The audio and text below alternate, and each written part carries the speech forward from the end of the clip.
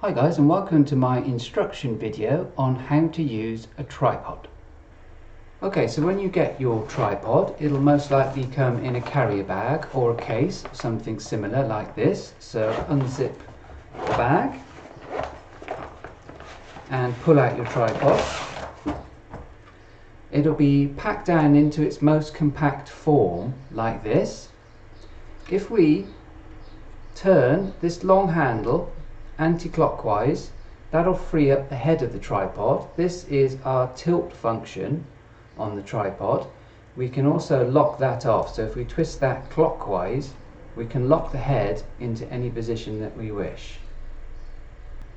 Next up, if we pull those apart, make sure the center snaps into position. We can then pull up these tabs on the legs, which will enable us to extend the legs. We can also lock these legs off in any position, so if we're on uneven ground we can compensate for that. So we can do this on each of the legs.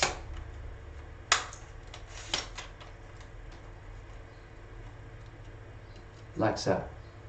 It's important that you make sure that your tripod is level. On some of the tripods you will find a spirit level, which looks like a bar and a bobble in between the two black bars. The idea being that you need to get the bobble in between those two black bars, or you will find a circular spirit level with a red circle in the middle, and you need to try and get the bobble into the center of the red circle. This is how we ensure that the tripod is level. If you need to adjust the tripod for uneven ground, for example, if you're on a hill and you need to adjust for that, or if you're on stairs and you're doing filming, please be careful if you're on stairs. Make sure you're careful where you put your feet. We can adjust the legs by, like I've already shown you, pull up these tabs and lock them into position, and then check your spirit level when the tripod is sitting to see that you have a decent level shot. To fix the camera to the tripod, you will need to remove the plate that's on the top here. In order to do that, with the handle of the tripod facing towards you, you'll see at the top here on the left hand side is a trigger. If you pull that trigger towards you, you can then lift this plate off. This screw fitting will then fit into most standard cameras. So I have a Campark camera here, so simply screw that into the bottom, like so. You have a turning screw underneath there, which you can finger turn, or you can use a flat-headed screwdriver. So once your camera is onto this plate, place the plate on top of the tripod again, with the right hand side edge of the plate down first. Pull the trigger back towards you and the plate will drop down, and then push away the trigger and it will lock down. At the side here you'll see there is an attachment for you to loosen and tighten. So if we turn that towards us, this will loosen it. This then frees up the panning action on the tripod. So now we can go side to side.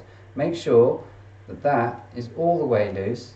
If it's biting slightly, you're going to get a judder and you have a bad panning shot. At the back here is another fitting.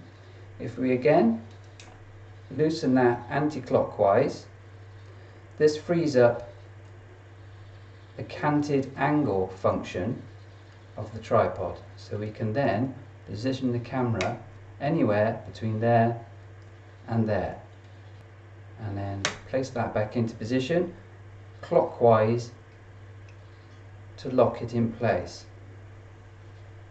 Like I've shown you before, if we twist this handle anti-clockwise, that gives us our tilting function, and we can lock that off again by twisting it clockwise.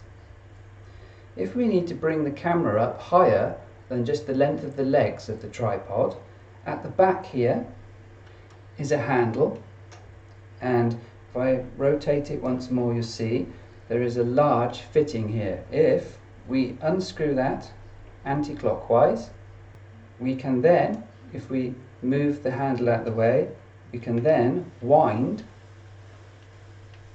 clockwise to extend the top of the tripod, and then we can lock that off in position using that large fitting there.